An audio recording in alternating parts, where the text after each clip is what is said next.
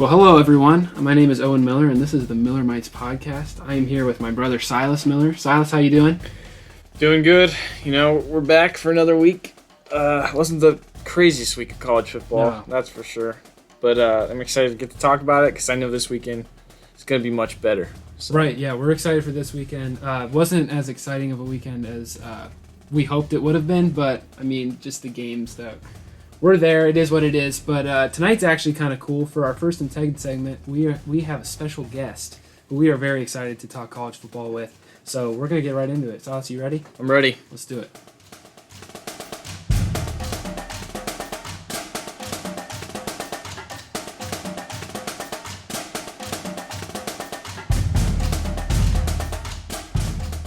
All right, 1st and 10. We are excited.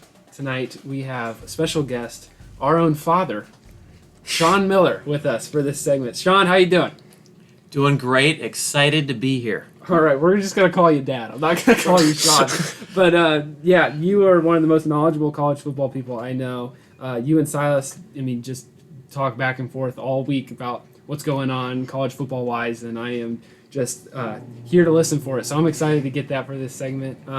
We have a couple different topics to talk about, but like we always start with, I want to hear your top 10 teams from the both of you.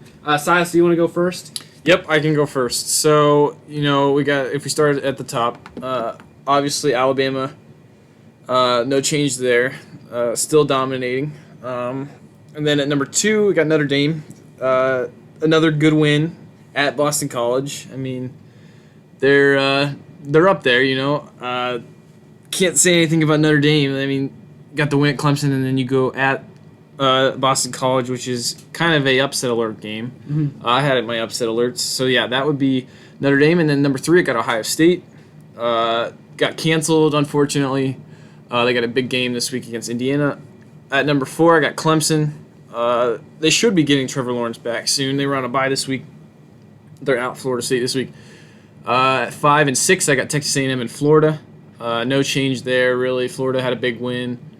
And then 7, I have Cincinnati, and 8, I have BYU. At 9, I have Indiana, and at 10, I have Wisconsin. So you have a few SEC teams, a few non-Power 5 teams, and then I have some Big Ten teams there at the end.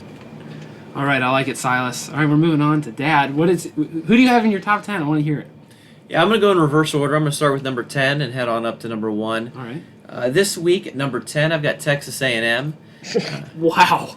I like that. That is lower than most people have them at. You're I'm just coming not, out firing here. Well, just not sold on Kellen Mond. Just not sold on their consistency.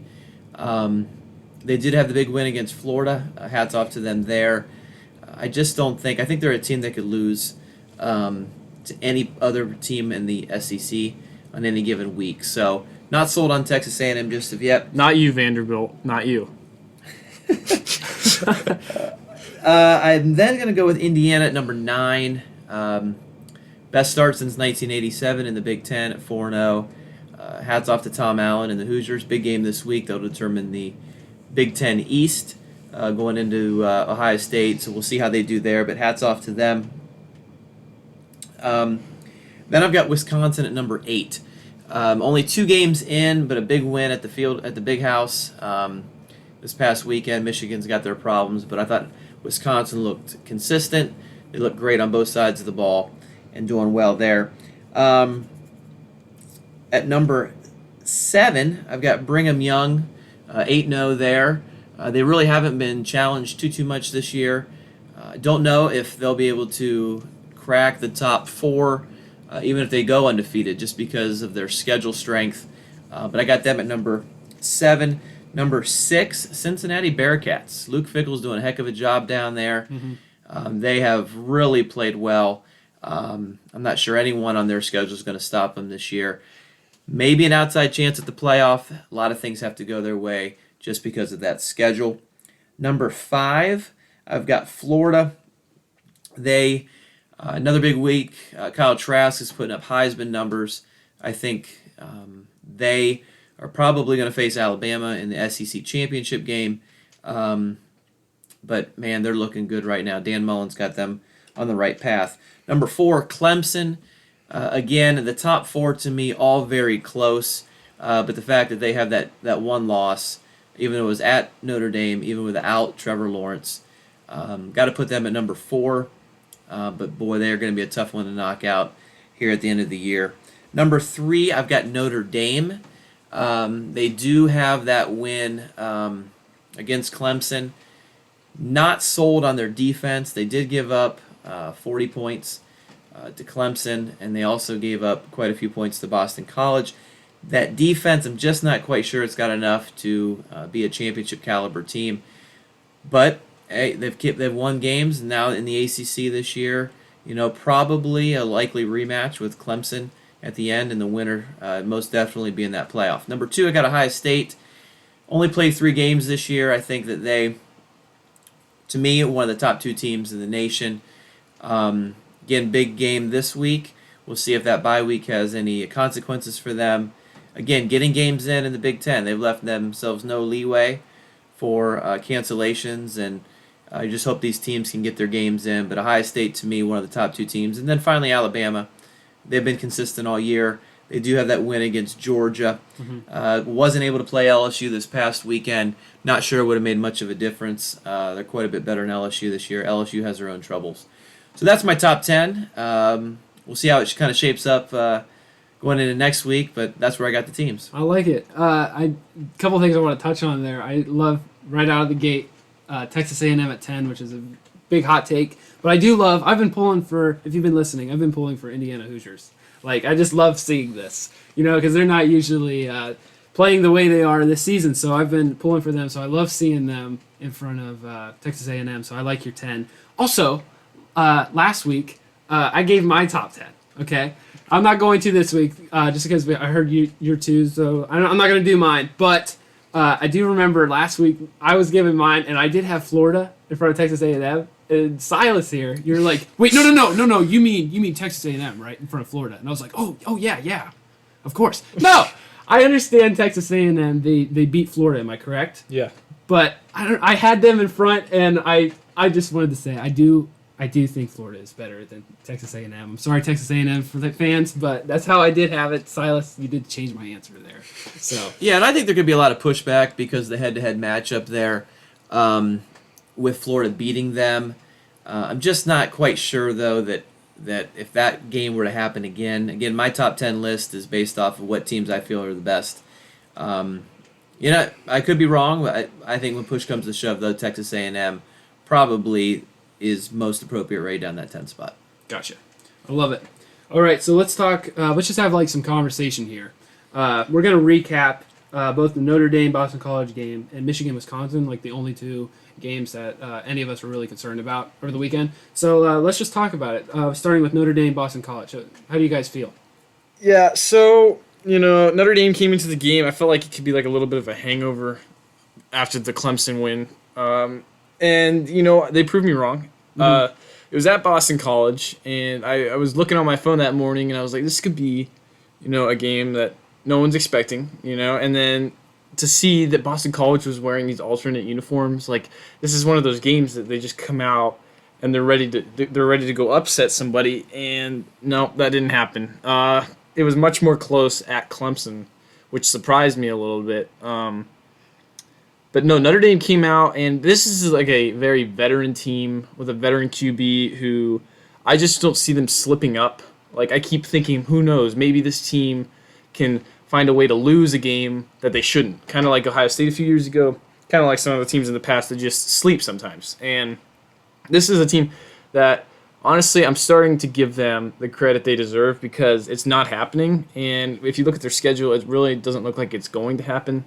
So that's what I have to say about that game. Notre Dame, hats off. I mean, they continue to win games, and they're going to have their shot against Clemson here in a few weeks. So, yeah, I think you got to give Brian Kelly some credit, getting them refocused, going into an environment where there were no fans on a cold night, for them to get down early, battle back, and really not make the game close at the end. Ian Book, all he's got to do is really manage the game. Don't make too many mistakes. Strong running game. That offensive line's been dominant all season. And then the defense, again, I think you got some question marks there. And Boston College's quarterback separated shoulder. So, if he was 100%, would that have changed anything? Not quite sure it would have. But, this season it's all about survive in advance. You might not have every player every week based on the coronavirus and different things like that. So, hats off to Brian Kelly, who's now the fourth winningest coach in Notre Dame history. He's been there, I think, 10 years now, and he's done a heck of a job. So we'll see how the rest of the season turns out.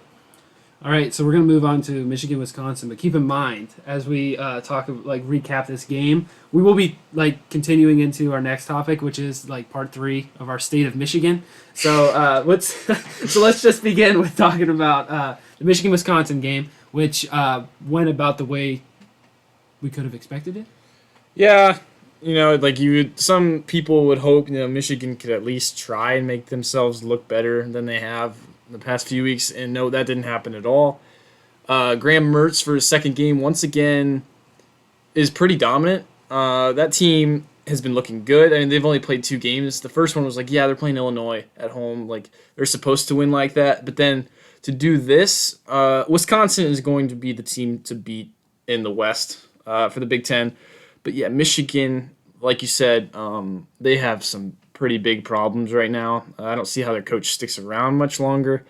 But on the other side, Wisconsin's coach is very underrated. Paul Chryst is one of the best coaches in the Big Ten. And you've been saying that. Yeah. Past couple weeks. Mm-hmm. And I really think he's one of the better coaches in all of college football. So, I mean, hats off to Wisconsin. That's not ever an easy win in the Big House. So to win like that is just kind of showing the state of Michigan like we're about to talk about. So, yeah. Yeah, I think Michigan's issues deal a lot with culture. This is year 6 for Harbaugh, and it seemed like, once they got down early, there was no fight left in the Wolverines, and that's from the top down. That's the responsibility of the coach and the assistant coaches to make sure these players are motivated.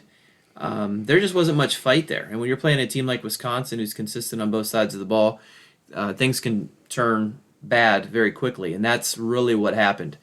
They got down 28-0, and just did not have much. They got quarterback issues.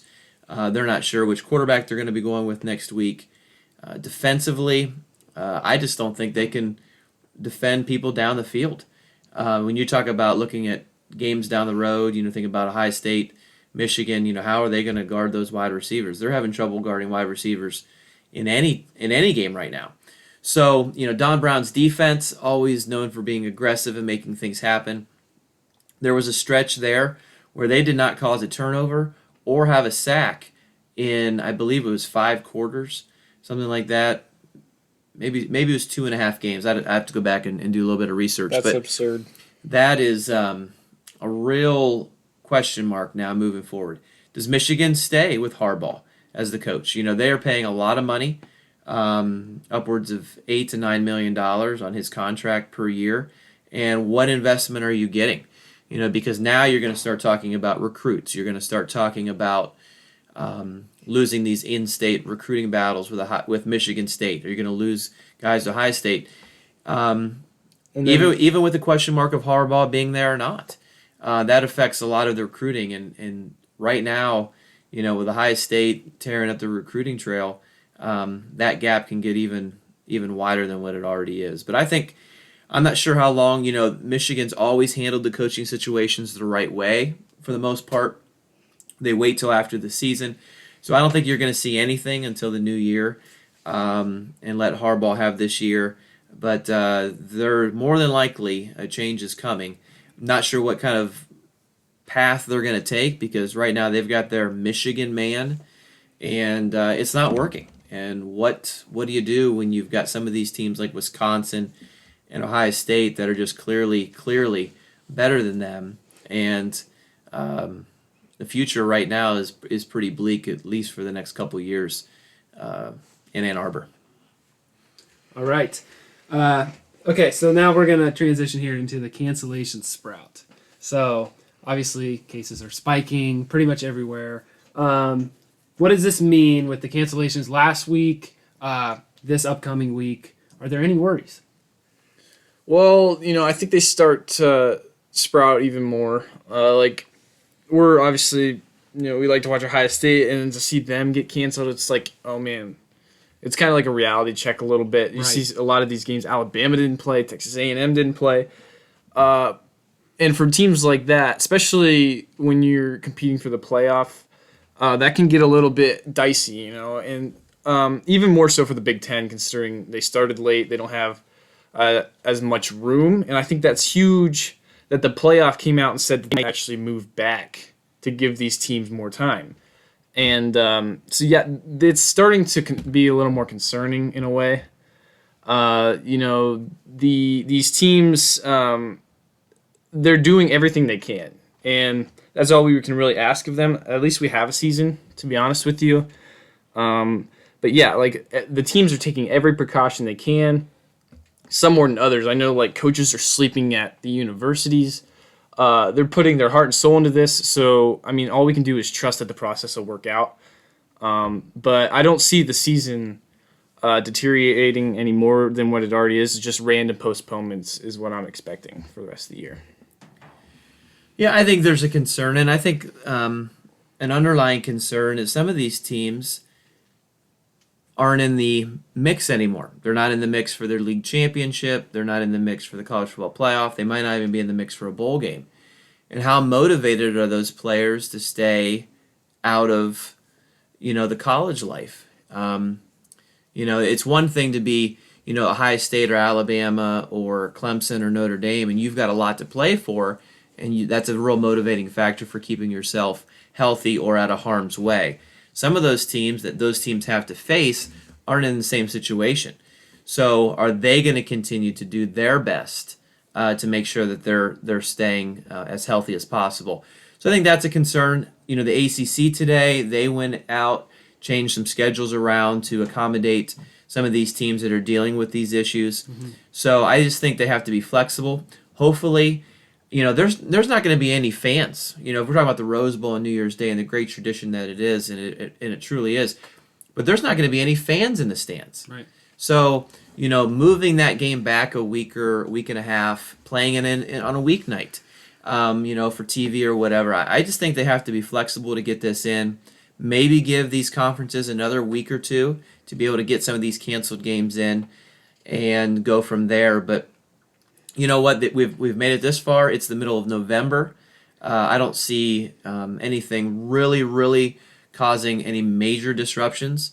And it's just a week-to-week basis. And hopefully all the teams can get their games in and go from there because, we love college football and we want to see the best teams play. And that always happens in the playoff. And hopefully we can get there. Yeah, well, you make some really great points. I want to bring up one example is last week with Ohio State, who didn't get to play, which it's a really big deal that they couldn't play, but it wasn't because of anything that Ohio State did, luckily for Buckeye fans, but it was Maryland. That and that totally takes Ohio State one game away. And it's just so yeah, very many great points there.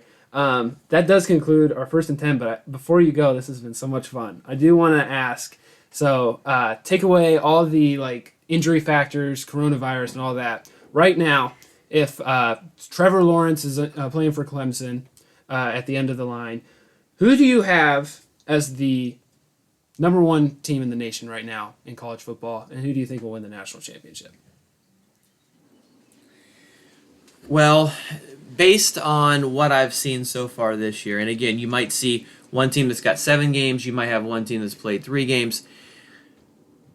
My mind tells me that Ohio State really has the X factor this year. Justin Fields is really playing at an exceptional level. I think they have all the key components. I am a little worried about their defensive secondary. If they can kind of seal that up a little bit, I think they're going to be just fine. But if I had to put money on a team to win it all this year, it would be Ohio State. The way the last season ended, they have pushed hard for this.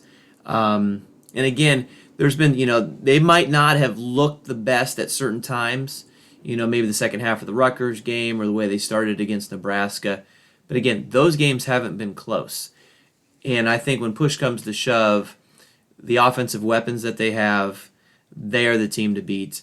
And we'll see if that's how it ends up, but that's where my money is right now. All right, Dad, thanks so much for being here. This was awesome. You are so knowledgeable, and it makes me wish I knew what I was doing a little bit, considering this is a college football podcast. But I appreciate it, and that concludes First and 10. Thanks for being here, and we're moving on, Silas.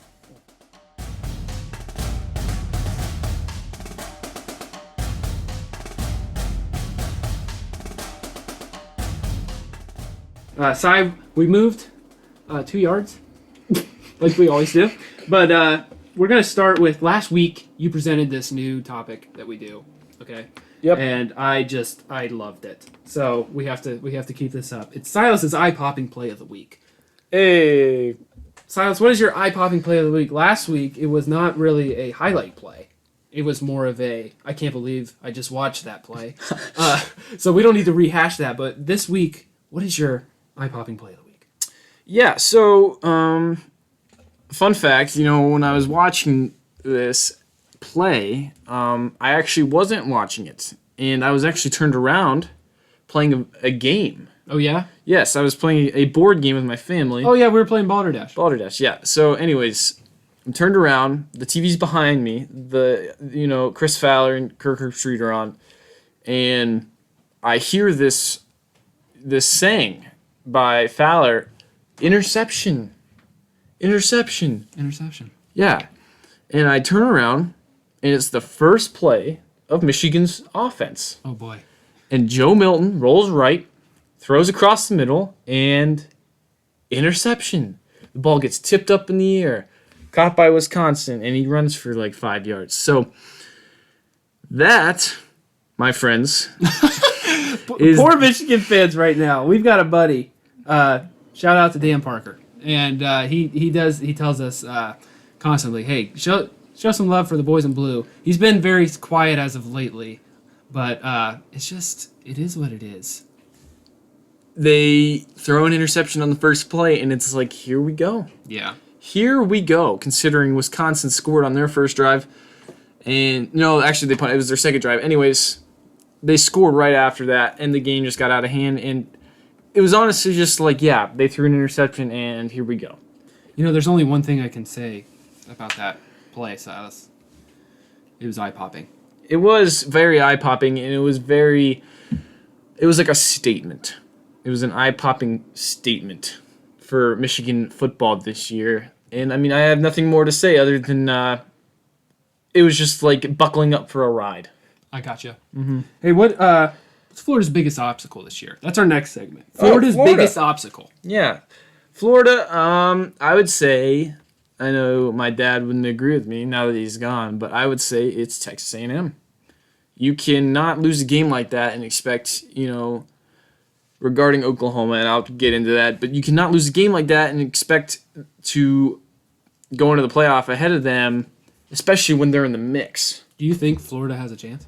I do. I think Florida has a chance, and I think Texas A&M needs to lose for that to increase. But so Florida's got that loss to Texas A&M, which kills. It absolutely kills, considering, Texas A&M's ahead of them in the AP poll, and it's that doesn't matter right now. It doesn't matter right now.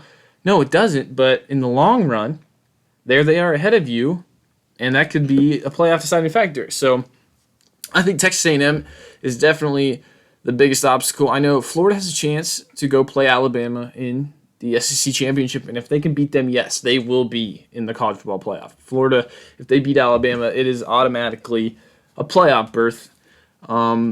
But do I see that happening? I don't know. Alabama's offense is so good, and Florida's defense isn't, in a way. So, Florida's got some obstacles. I think they're in a good position. Right. For after that loss, it was oh no. This was a good team that might not make it. And now, they're back in it with the win at Georgia and stuff like that. But, so Texas A&M and then their defense is a very big obstacle. So I would say, Florida's, Could you remind me, I can't remember, did you have Texas A&M behind or in front of Florida in your top 10 from I had Texas A&M at 5 and Florida at 6. Okay, that makes sense considering they're the biggest obstacle right now for Florida. But we're gonna talk more about Florida, but instead we're gonna add an ST to that. Florida State. Yeah. So I mean, the issues continue. What? I just want to hear. Let's talk here about that because it's sad. Yeah. Is it? It's sad. Well, yeah, absolutely. Okay. Yeah. It's sad. Come on. Well, okay, so Florida State is that team, either you love them or you hate them, and most people hate them because there's only so many Florida State fans. And, Florida State, they've been struggling even when they had Jimbo Fisher. So they lose Jameis Winston, and then they lose their entire offensive line. And for like 4 years, they had no offensive line. And that was like, well, why? Why don't they have an offensive line? And why can't they win games? Well, it's because they don't have an offensive line. And that is, kept going. Jimbo was like, I give up. And he went to Texas A&M, who we just talked about. And, Florida State has these interim head coaches, can't do anything. Then they bring in a guy who coached at Oregon, Willie Taggart. He doesn't do anything. He coaches like 17 games, and they fire him, which is like a record. Like, that's hardly anything. Which is sad for Taggart. Sorry. You didn't even get any time to try and rebuild this team, but I didn't think he was going to anyways. And then you bring in Mike Norvell, came from Memphis. Mm-hmm. I personally thought this team was in like a dark place. And I didn't think Mike Norvell made the best decision. I didn't think he made the best decision, going there. It's like, why? No one can rebuild this team right now. And, they beat North Carolina, who ended up not being very good.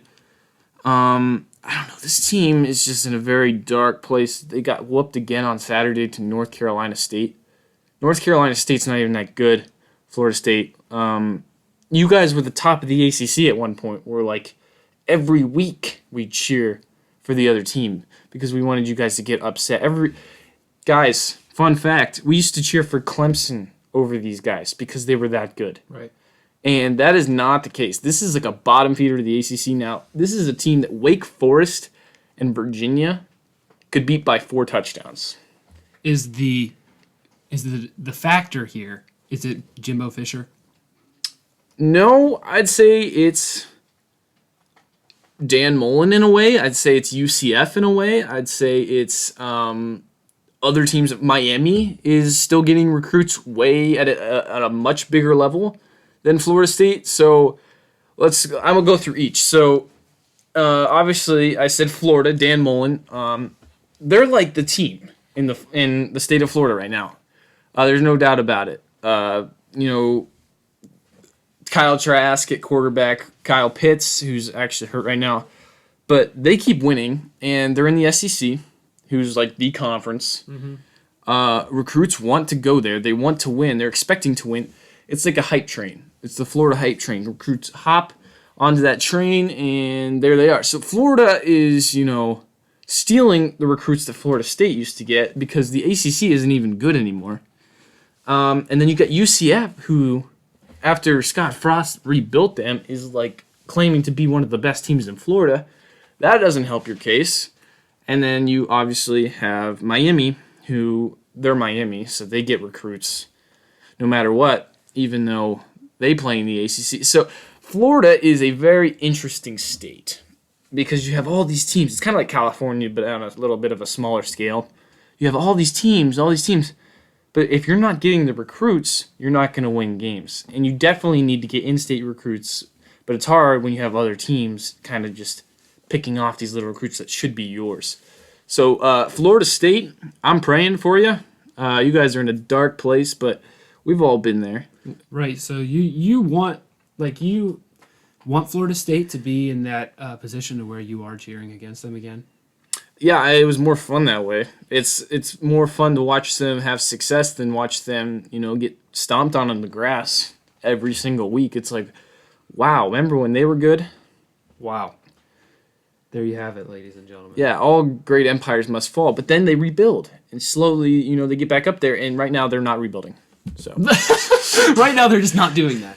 Do you think they will? Do you think Florida State will ever get back to the top? If I were to give you a hot take, I'd say that Mike Norvell is not the key to open that door. No. I think you need something bigger than that. I think you need like a PJ Fleck or something like that. I don't think Mike Norvell hardly built. I mean, he had Memphis winning about 10 games a year, but in a conference like that, if you're that good of a coach, you should be winning more than that, in my opinion. I think Memphis could have been better with the team they had. I really think that they were just as good as UCF with Mackenzie Milton and Scott Frost. So, yeah, this is a guy that can make them good, but not great. Gotcha. I get it. So we're going to preview Indiana and Ohio State. Is that the big noon game? Yeah, it's big noon. Okay. Before you speak, I'm going to throw some things at you. So obviously I've been like on the Indiana train so far. And before you give me the whole Indiana's they've come to their demise with this game, which is going to be the case, I believe. I want to throw some things at you. Indiana played last week. Mm-hmm. Ohio State did not. And also, Indiana, okay, they do this stuff. They feed off of these Ohio State games. So, take it away. They do, yeah, but they've never been a top 10 team when they've done it. So, I mean, and have they won? Purdue won. Iowa won. Indiana comes close. They've never won. They never won. There it is. Yeah, so, they're 21-point underdogs, and they're in the top 10. That's pretty sad. That's kind of telling you just, like, where Ohio State is. It also shows you the respect that Indiana gets. Right, yeah, and... None. They get none, yeah. You've got mine. Keep trying. So, I mean, it's debatable, Indiana fans, if there's even any of you, because I really don't know if there's many Indiana fans out there. I'm sitting right next to you, man. I'm kidding. No, I'm not a fan. I'm pulling for them. Sorry, I don't know if you guys beat Penn State. That play is questionable in every way possible. Oh, don't do that. But I'm just saying that's like their first game was against a team that's 0-4 right now. That's true. It comes down to a play where you probably didn't even get there, but it was too much to overturn. And then, you play Michigan, who's in a really bad place, a week after they lose to Michigan State, who's also in a worse place. And you beat them by, 16? And then you see a team like Wisconsin go at Michigan and beat them 49-11. So, I mean, this team can score points, but they can't score that much. Penix is good for them, but he's not great. And that is why Ohio State will win, and they will win big, is because you can't say that about Ohio State. Right. They've got a QB that's not good. He's not great, but he is elite in every way possible. This guy can throw, this guy can run, and he's got weapons to throw to. He's going to be a top 2 pick. He could even steal Trevor Lawrence's spot. That's kind of the level he's playing at right now.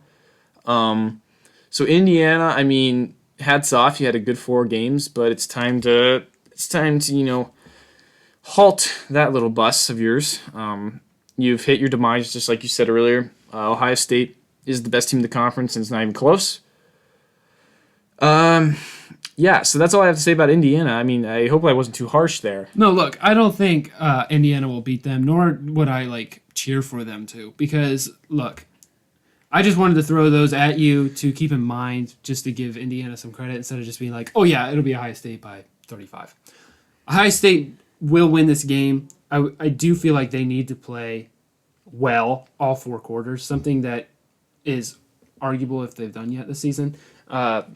Ohio State is the much better team. They need to come out. They need to really put a statement on a top 10 team. It'll be good for their resume. Mm-hmm. Yeah. And let's talk about them getting pumped up for the game. So Tom Allen does a great job as a coach getting Indiana hyped for games. Which is where they find their success. Yes, that's where they find their success. You're exactly right. And for him to, get paid what he does and to hype them up and go that hard at his job is actually outstanding. And I don't see Indiana giving him up for a very long time, especially after what they've done. This season? Yeah, he'll be there for another 5 years because of it. But Ryan Day does the same thing. And he also, don't you dare think that he's not getting them hyped up saying, this is the team right now in the Big Ten. Every other team's kind of fallen off other than Wisconsin. and Northwestern, this is the team that you have to beat. This is what they're going to look at. You know what I mean? And that's what Ohio State's playing for right now. They're looking to beat a top 10 team big, like you said, and it'll help their resume for the playoff. And that's what they're really looking at, is the playoff in Clemson, more importantly. Right. So, well, that concludes our 2nd and 8. we got this 2 yards, man. Yeah, sorry, I forgot. 2nd and 8, but that was it. It's over now. Oh. And we're about to gain 4 more yards. Silas, you having fun? I'm having fun. You know, more fun than I had on Saturday watching some of those games. That's what we're here for. Could you imagine just having the game and no podcast? Yeah. Couldn't imagine it.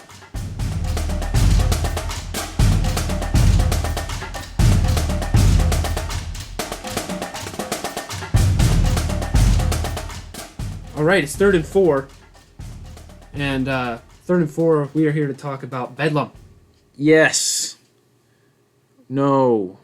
Yes. We Okay. are. Okay, yeah. Do it! All right, Bedlam. Let's just state some quick facts. Gundy's 2-13 against Oklahoma. That ain't very good. And Lincoln Riley hasn't lost to Oklahoma State. And that is pretty good. So Gundy is obviously the veteran coach here. You know, he's got the team this year. Right. This is a team that we were expecting to put up 50 a game. Mm-hmm. And guess what? That is not happening at all. But their defense is a team that we're also expecting them to give up 36 a game. And that's not happening at all. They're giving up, 10 points a game? It's absolutely absurd how this team flipped upside down in a way that Oklahoma State fans are not used to. And it's kind of like, this is just making me feel weird a little bit. Like, this is not what I'm used to. Like, where's the touchdowns at? And they're not just saying that about their offense. They're saying that about their defense too. Like, they should probably give up a touchdown soon, just to show that they're a little bit mortal. But yeah, so Oklahoma State. Yeah, let's take 10 steps back here. So Bedlam game, that is the rivalry between Oklahoma State. Yes, yeah. For those, so when we say Gundy, obviously the coach of Oklahoma State, we're using like this like code language over here. So we don't really refer to Oklahoma State as Oklahoma State. We're just like, okay, Gundy and his team, and then the Bedlam game. Right. So yeah, we are talking about Oklahoma State and how they have a really good chance to finally take it home against Oklahoma. Yeah, they're ranked higher. They're better.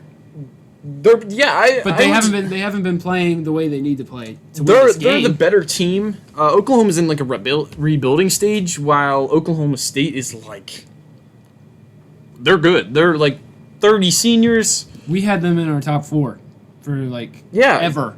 Right. Until that loss, that heartbreaking loss. And it's like giving them a silver platter for them to take this game. There's no reason they shouldn't. There's a few factors that are like, consider the biggest one being Oklahoma's playing really, really well, while Oklahoma State is kind of like, I don't know. And part of that has to do with the fact that, they lose to Texas and then they have a scare at Kansas State.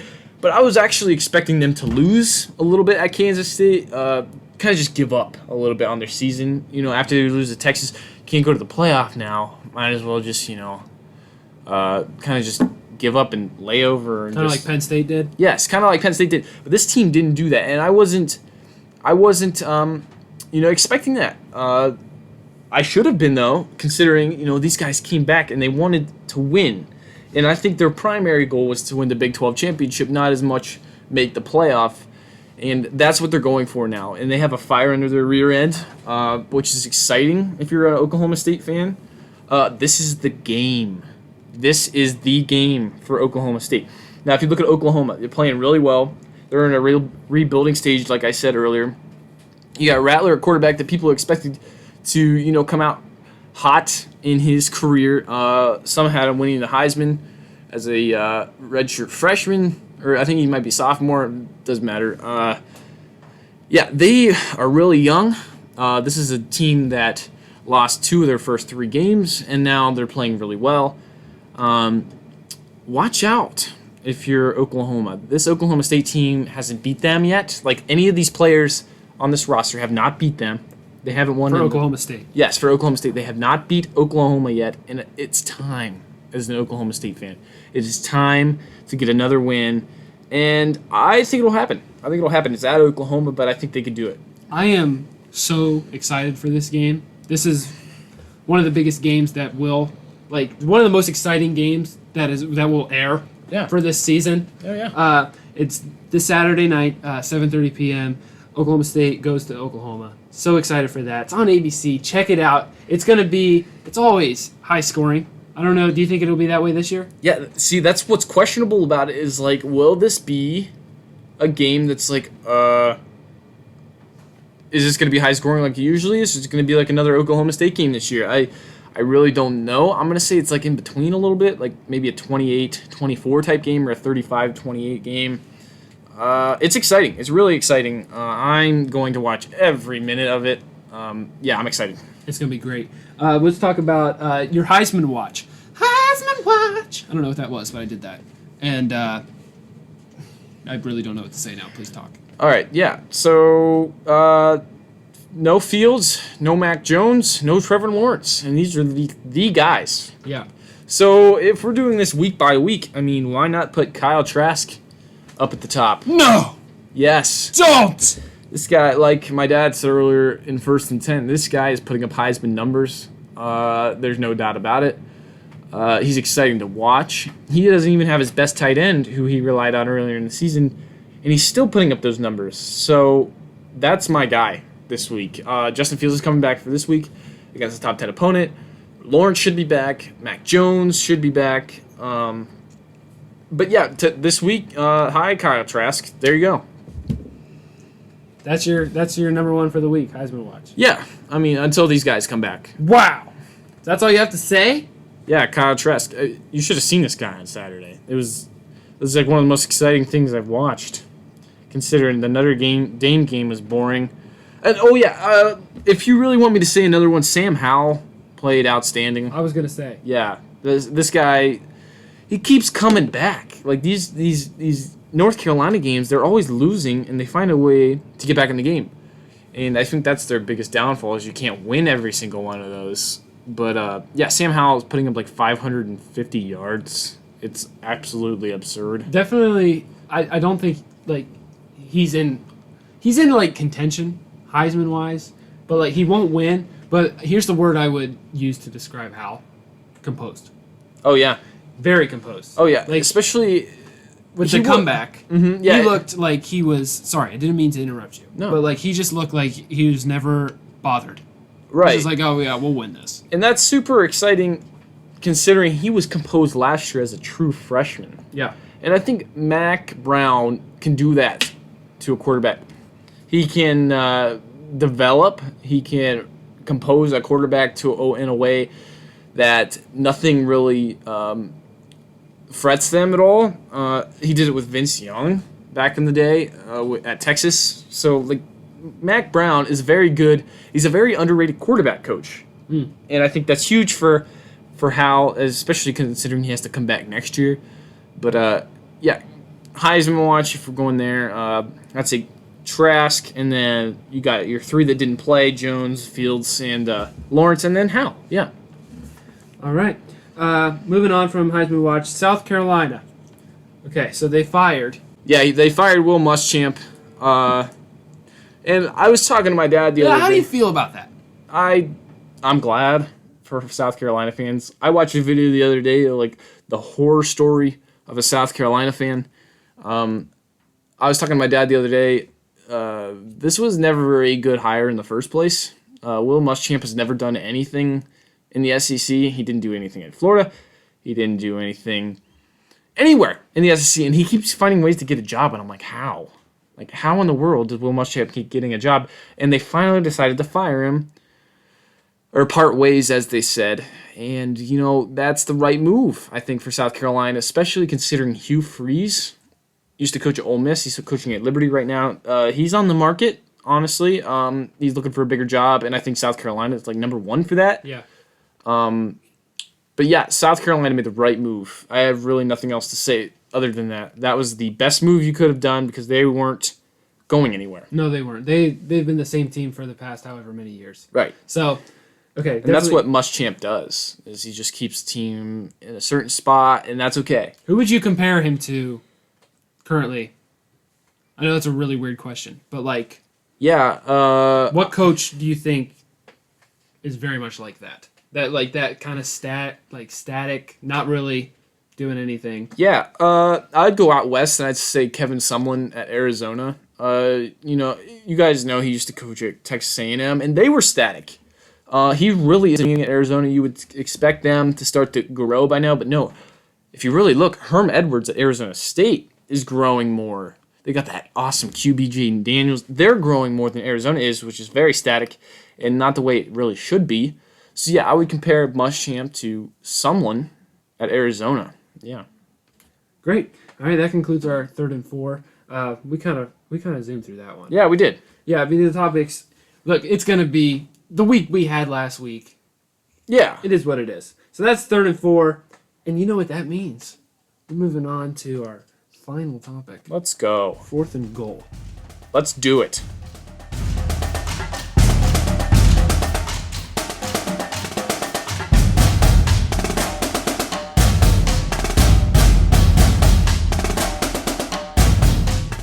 It's 4th and goal.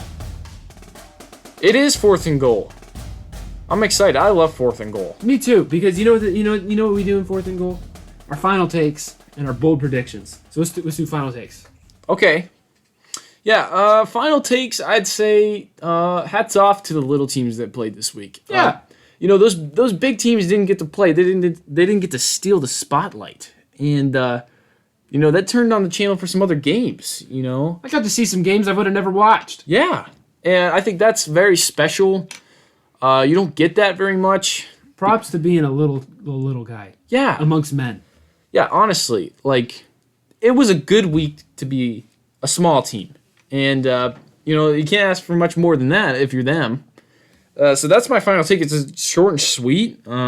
Just kind of like this podcast was. We took a while on 1st and 10, and then we kind of zoomed through the last 3. But, yeah. Because we had our father. Yeah.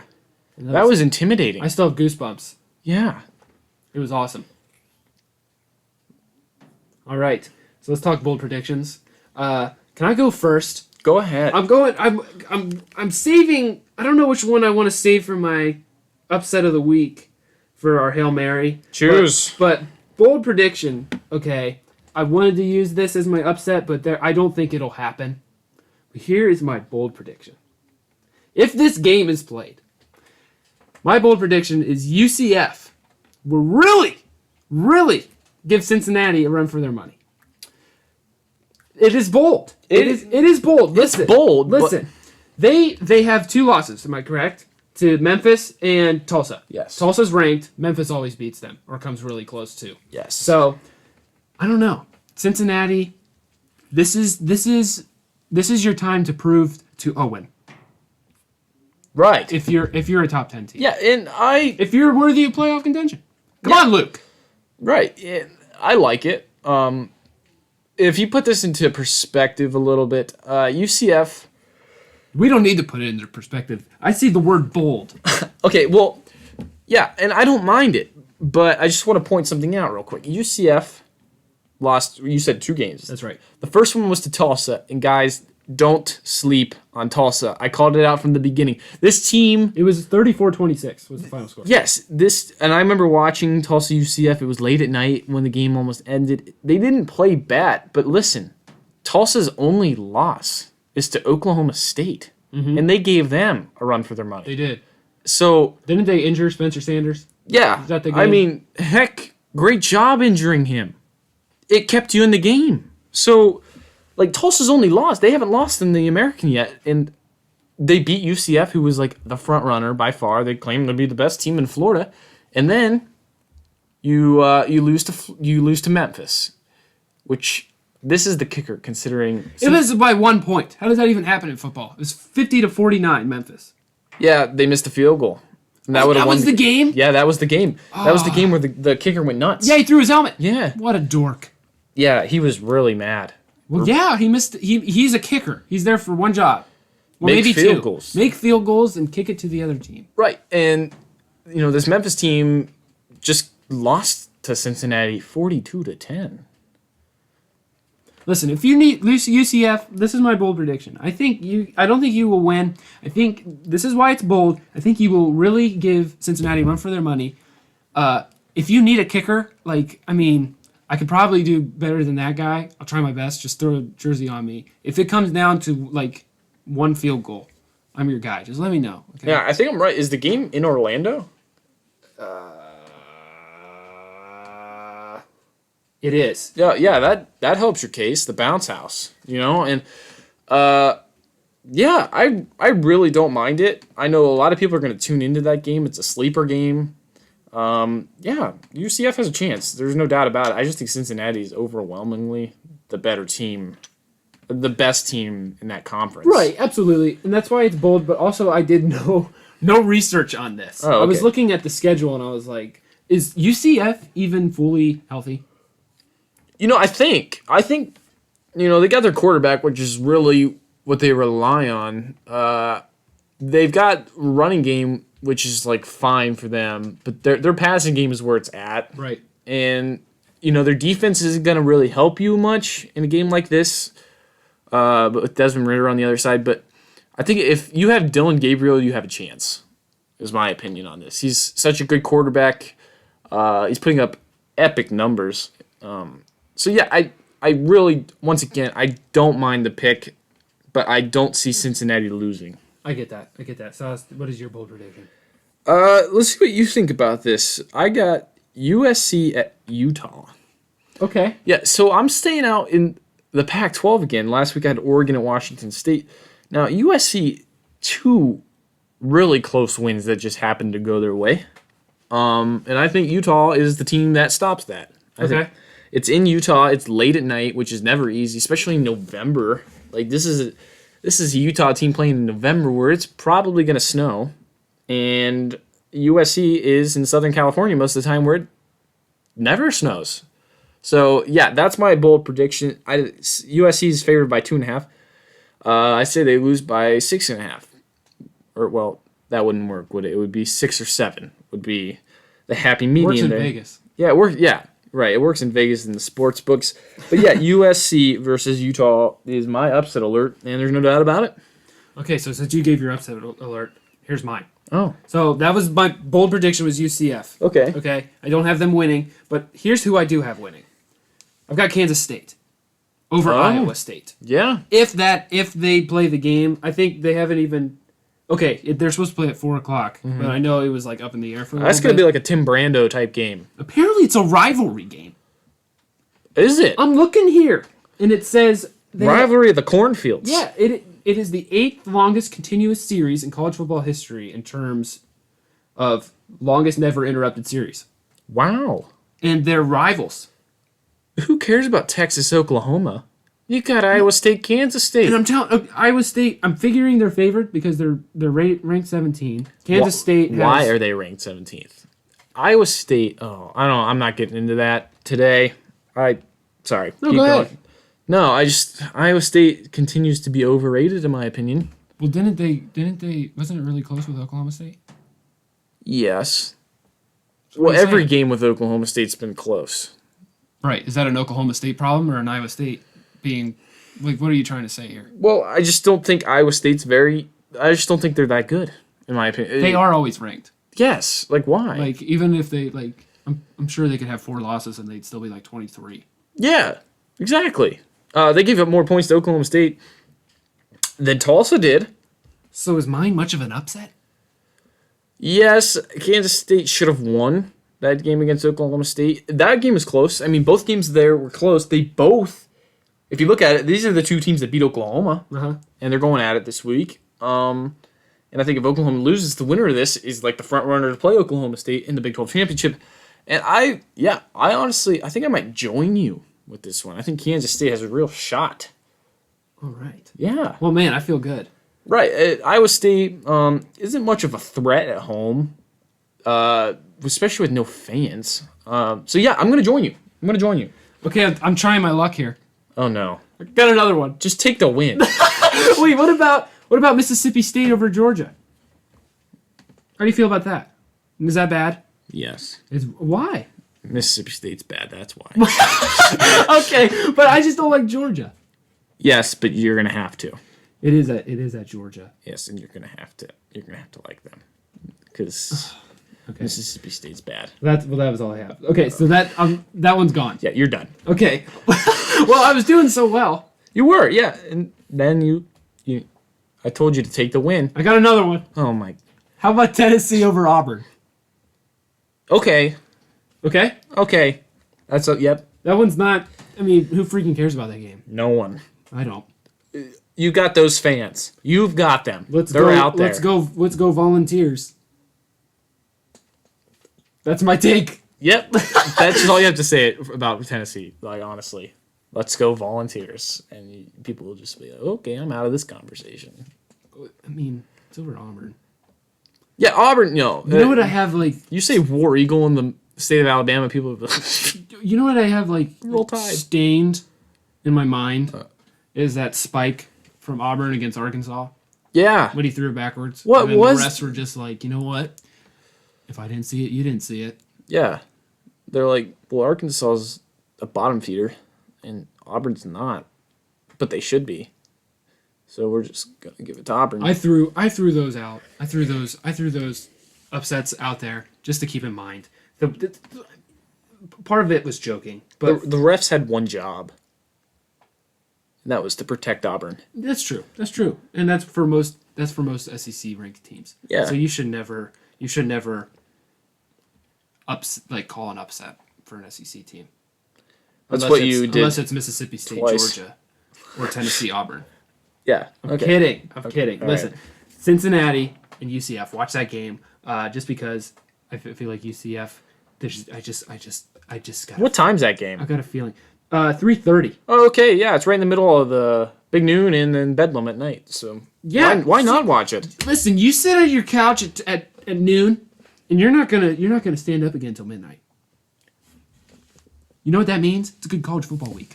Yeah. 3:30 is a little bit more, you know. What are you talking about? UCF Cincinnati, man. Come on. Trey Nixon. Trey Nixon. Yeah.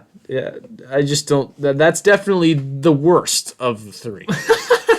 I'm calling. It's not an upset. It'll be close. And then Kansas State. That's at 4. So if you watch a half hour of UCF and it's not going the way I thought it was going to go, tune in at 4 o'clock to Kansas State, who's going to upset Iowa State. Those are my upsets of the week. That was my Hail Mary. I threw it. Silas, you're just like cringing over here from some of the stuff I've said. No, I'm not. I trust your takes. I think that Vegas should listen to you. But you know what happened? You know, they should. I don't know. They should. They should listen to me. Just take the win. This is we are concluding tonight. We had a special guest, our own Papa. We're gonna continue to have special guests. Yeah, we are because some that aren't so intimidating. He knows his stuff, man. Oh yeah. When he was talking, I was like, I've learned from this, the man. Yeah, if we don't have him on again, it's because of job security. Yeah, it's coming from my job. Right. He knows his stuff. I love it. I love hearing from him. It was awesome to have him on. He was excited, I think. I hope he was excited. But yeah, we got to have more people on because that was awesome. That was epic. It was epic. Do it. It was epic. It was epic. It was epic. You call that your commercial voice? Yeah. We should have you do the like our 1st and 10. Yeah. And 2nd and 8. Uh-huh. And 3rd and 4 and 4th and goal and Hail Mary. You should be like, it's 1st and goal, in your commercial voice. Do it. It's 1st and goal. I love it. I'm glad. We're making that canon. You're gonna do it all the time now. In your commercial voice. Whatever. You are. You're doing it, guys. Thanks so much for listening. We just like talking college football. Went a little crazy at the end, but I think we do that every week. Yeah, it's starting to become canon. It's starting to become. You do it. You want me to do it like Wolf Blitzer? You're acting like Wolf Blitzer over there. Why are we bringing up CNN again? We did this last week too. Did we? Yeah. We can't get it over. It's starting to become canon. I started voice cracking and I had to avoid it. I love it. Guys, thanks for listening. We appreciate it. We appreciate you. Hope you guys enjoyed it. Please be safe out there. Thanks for listening. Not you, Vanderbilt. Not you, Vanderbilt. Go UCF.